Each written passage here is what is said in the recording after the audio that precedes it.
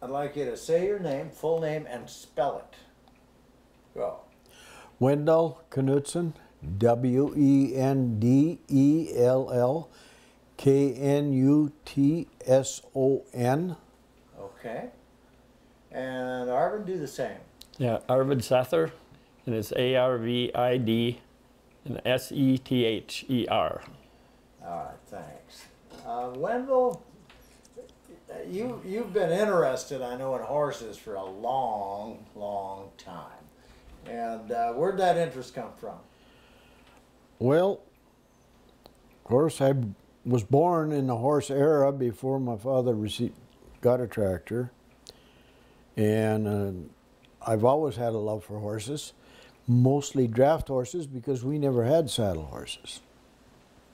But draft horses have a true meaning because we cut a lot of hay, and it was a meaning of our livelihood when we were young.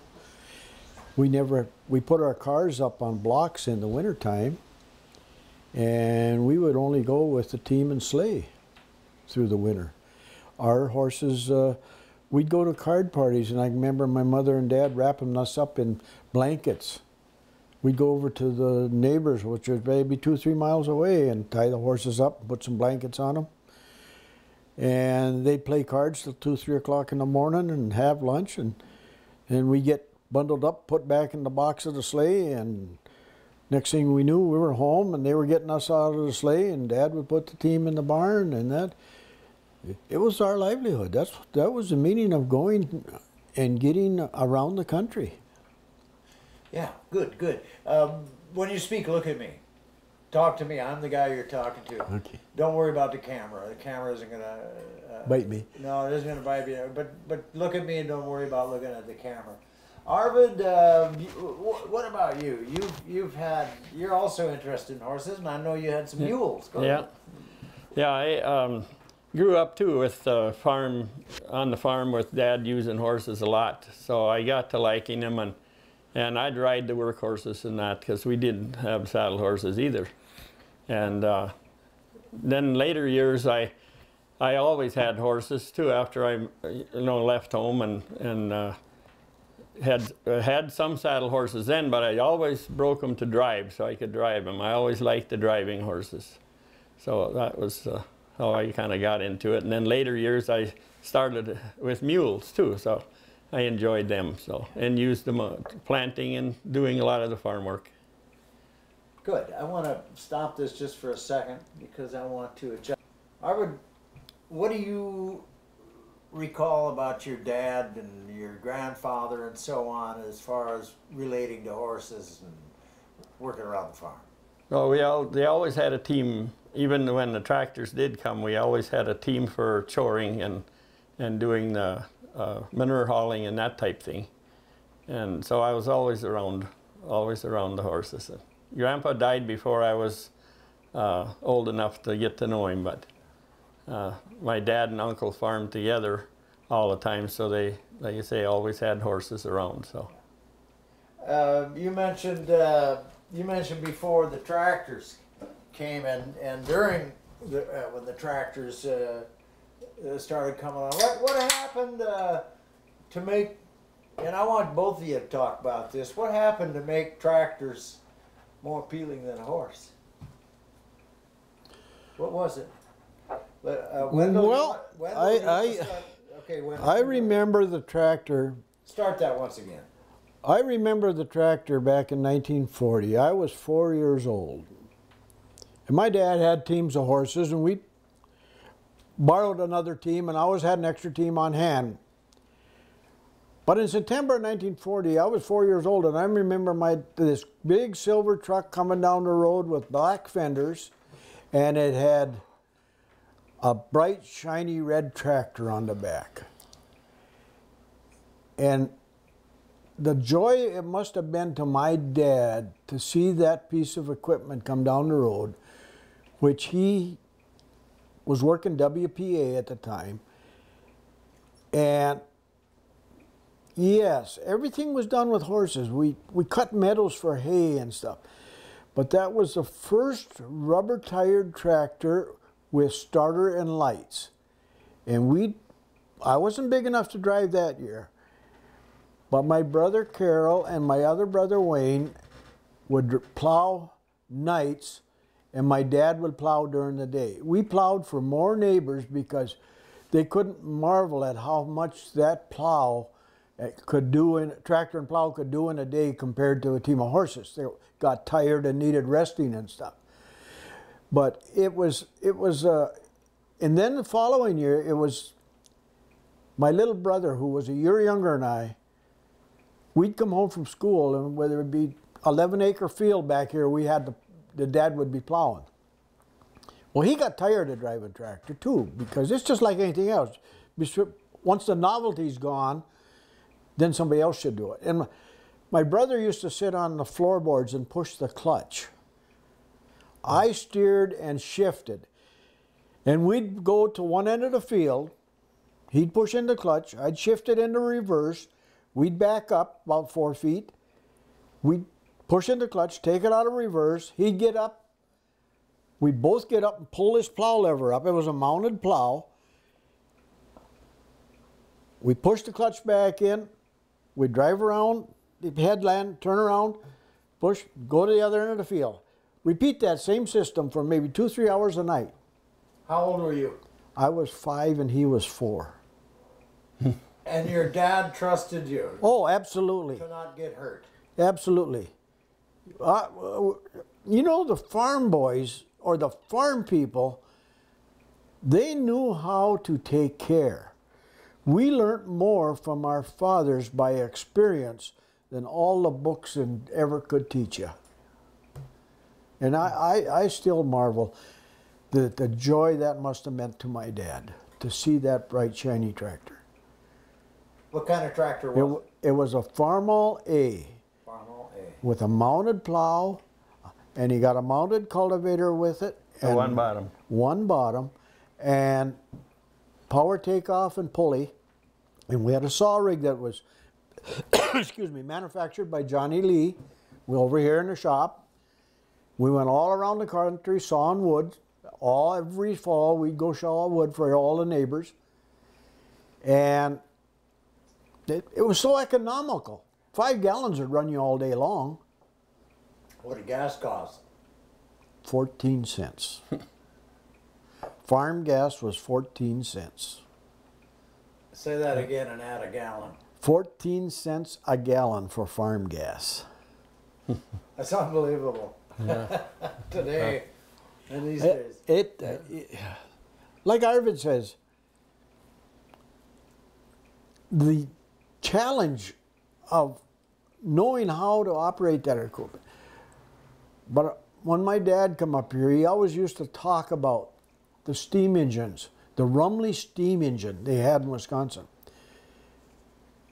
But we never had steam engines up here that we used. We went right to the tractor. Let me ask you this, Arvid. You grew up on a farm. Yep. Did you get to be a good mechanic, working on farm machinery and so on? Yeah. Tell me a little bit about it. I think so. Dad was a good blacksmith, and he'd done a lot of work for neighbors and whoever needed help. He would do it. So and I worked with him all the time and would help.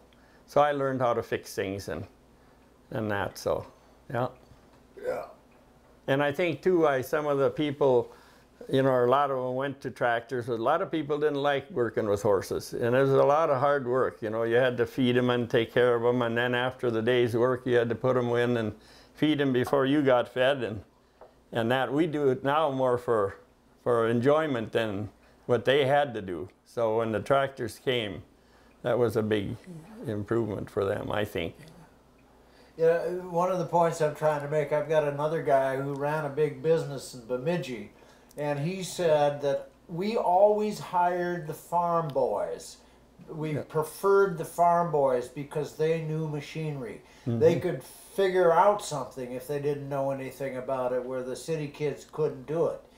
And so I want to make that connection, because I'll use that piece of his interview, but I want to hear from, you know, that you're maybe that farm boy he hired because you were good with the gear. Wendell, you want to say something about that? I was in management of a company for 42 years. I started with the company in 1956 and I became manager in 62. I found out when I became manager that I would always have to have in the back of my mind a man to replace a man that leaves me. And we had about 8 employees. I always had that farm boy out there that I knew where to go find. Whether it was in my neighborhood or some other neighborhood. We serviced an area 70 miles out of Bemidji, any direction. They could fix anything. They were honest as the day was long. And they didn't miss something. Their attitude was so much better. Not that the city kids weren't good, don't get me wrong, but they never had that downright knowledge of how to repair things. That's good. That's very good. And I guess you know that. Oh, I do. You know, I was around farms a lot when I was a boy, and you know, my parents didn't own one, but my uncles did, and I spent a lot of summer times with them, and more, and I wouldn't trade that upraising for anything. Yeah. You know, the only thing better would have been I don't know if I'd have wanted to be a full-time farm boy, because I can remember my cousins who were boys, a pile of the Coleman kids, Ron, Ray, and so on, Don. Kenny Coleman's boys. Yeah, I know them all. Oh, they couldn't wait to leave the farm. You know, they all ended up going off to college. And but you know, Kenny had them up at 5 in the morning, and they'd go out and milk 25 cows, and then run the separator and so on. Well, I'm talking too much here. No, that's fine. That's what it amounts to. Yeah, and that's what this interview is about. I would hope is that we are instilling some of the knowledge that we know that you also know. But you take a kid and send him out on a truck and go 70 miles from your business, and he runs into a problem. We didn't have cell phones. We didn't even have track phone. We didn't have nothing. Even the telephone from up that area was no good. He had to figure out what he was going to do, and he did it. Yeah. That happened. The thing with us too, I think, you know, you never got to run the town like we do nowadays, so you had to fix it yourself. I know I always used to think that somebody had to put this thing together, so I should be able to do it, you know. That was kind of your mentality to get by, you know. Well, I can remember too that Winston Wynn up here, you know Winston. No. Well, if it broke, he says it's got to be fixed. It was made once, it's got to be fixed. Yeah. If it broke, you can fix it. Yeah. Okay. Guys, do your best. Arvid, I'm going to ask you about, do you recall the first tractor that came to your farm? No. Do you remember that? It was, no, they got one in the 20s, I guess, an old John Deere. My grandfather did. But the one that I remember was a M International, and I don't know what year that was, but it was. I was born in '39, and they had it, I think, before then, somewhere in there. So that's the one I remember, and that's the one we used on the separator or the thrash machine, and we thrashed for like 10, 12 neighbors, and they used that tractor on that. That's the only tractor we had. That did the plowing and the heavy work, and the horses did the other. I remember him saying that, you know. You know, the thrasher was probably an old McCormick. Yeah. And it probably was a wonder. I always thought they were a wonder all by themselves, those doggone things. You know, you hook up a tractor and the pulley and the belts, and the thing was all run by belts, and it was just an amazing piece of equipment. Tell me about thrashing time. Well, I guess you kind of waited for that as kids. You know, I wasn't big enough yet to really get in the hard work of it. And you'd hear the wagons coming. We had a road that was corduroyed, so you could hear them wagons coming with that hollow sound kind of, you know, as the horses were coming in the morning to thrash. That was exciting, I thought. And then I'd go along, and we had an old neighbor that had an old team that would go by themselves anywhere, but he'd let me drive. I'd stand so I could look between the boards on the hay rack, you know, and drive the team from shock to shock. And old Boots and Sam, I still remember the names of the horses. So that was quite an enjoyable time for me, and I'd go all day long that way until I was old enough to start pitching on, you know. Yeah. Let's go to you, Arvid, or Wendell, on the same question or the same topic. Let's say, you know, thrashing to me meant the neighbors were coming over. The women would make a huge chicken dinner at noon, and the social event of thrashing. Well, I remember, Gary, that getting up in the morning and milking cows at 6 o'clock, and 7 o'clock, Dad would cut the heads off some chickens. We'd hurry up and scald them and pluck the feathers off them and put them in cold water. And by noon, my mother had a heck of a meal made. I mean, these women back in those days, they could make meals out of nothing. But then the thrashing, like Arvid said, the thrashing machine would come down the road, the old 22-36 that Warner's had on that 22 or 36-inch separator, coming down the road and pulling in the yard here and setting up. And I got to tell you a story about that. That old 26 International tractor, big old tractor, and old Shorty Warner, he was one of these guys, he was off card, but anyway, he'd always tell me, Wendell, it's your turn to drive that tractor. So get on that tractor. Of course, everybody would call me Wendy. He said, Wendy, get up there and drive that tractor. So they had the separator set where it wanted to be. He says, now line that belt pulley up. So I get on that big monster and I back it around and take a big swing and pull in and put the belt on and back up and tighten it up. And it was perfect. Somebody couldn't do that if you tried. And I can remember Wes Ranke, who was helping him run the rig at that time, he says, Shorty, you just lost your job. But it was fun. I was small. I went with my dad every place we thrashed, because I got to drive the tractor picking up the bundles, because the little A International was hard to crawl off on. So rather than Dad have to jump off and on, I got on the tractor and I would drive that tractor. Well, when he was up at the rig, throwing the bundles in the separator, then I'd drive somebody else's tractor. So I got to drive everything from John Deere's to Case to Model A bugs to teams of horses to tractors. And it was a fun education for me. But pretty soon I growed out of that, and then my hands fit a pitchfork. And then it wasn't that much fun anymore. It was fun. The food, the stories, and some of the stories that were told that I couldn't understand exactly what they were because it wasn't fit for little kids' ears.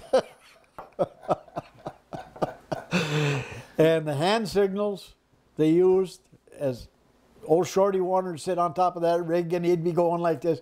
He said, I'll give you the high ball, Wendell, when you shut the rig down. And he'd wiggle his hand and shut the rig down. So your dad owned a thrashing machine? No, was Warner out of Poposky had it. Gotcha. Yep, and that's pretty common, where somebody in the neighborhood would have one, move it around. I don't know if you rented or traded. How did you do that? They paid so much a bushel to have to thrash, and I think it was around 3 cents. Wasn't it, Arvid? I don't remember. I don't remember, but it wasn't very much. And they'd come around, and that's what they do. But they make a circuit, and you would go with that circuit, and wherever that family come, you usually had about 5 bundle teams. But then you had somebody to haul the grain, because you did. And then there was always a bunch of people, and a lot of fun.